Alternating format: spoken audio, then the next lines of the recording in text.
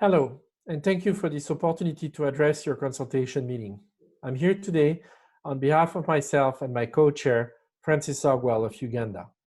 We're the co-chair of the CBD Open-Ended Working Group on the post-2020 process to develop the next global biodiversity framework. I hope you are staying healthy in this very difficult and uncertain time. As you may have seen in the news, there is a surprising bright side. With less travel and general movement, it seems like the natural world is taking this time to catch up and start breathing again, which in turn show us this is really starting to be a super year for biodiversity. This also shows us that our task is even more relevant than ever. If anything, we're now seeing that it is possible to put biodiversity on a path for recovery for the benefit of planet and people. I'm here today to give you an overview of the post-2020 process of the next global biodiversity framework and to provide insight on how subnational and local governments can effectively contribute. Since late 2018, my co-chair and I have been listening to views shared by parties, stakeholders, and other interested groups on the development of the post-2020 framework. The work for the post-2020 process has been divided into three phases. The first phase, we went around the world speaking with folks from each of the United Nations region to get a better sense of context and regional issues. During the second phase, we sought experts' perspective from the outcome of the international thematic consultation and workshop.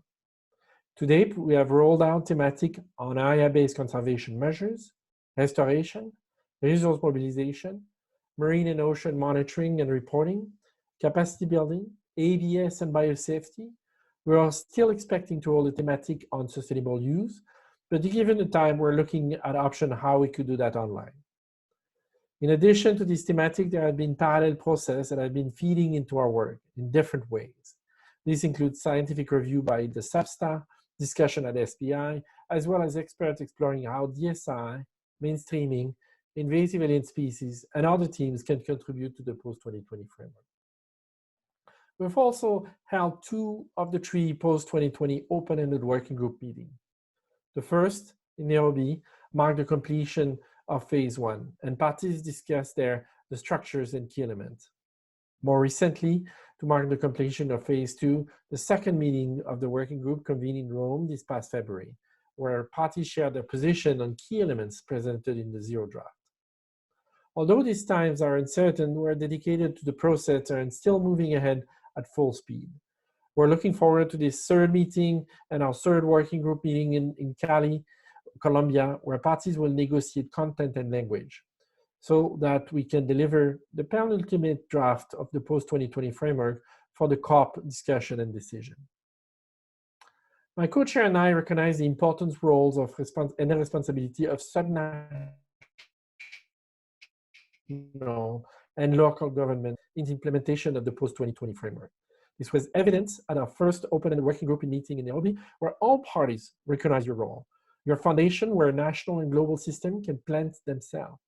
Your work is far-reaching and goes from landscape planning to knowledge sharing to shaping a good quality of life and beyond. In many cases, you have legal responsibility for natural resource. We're inspired by the breadth and the work you're doing for nature. As I mentioned earlier, we're well into the post-2020 process, but national and local governments still have opportunities to contribute to the framework. We're now in the third phase. This phase is where parties need to step up and work together so we can reach our common goals for biodiversity.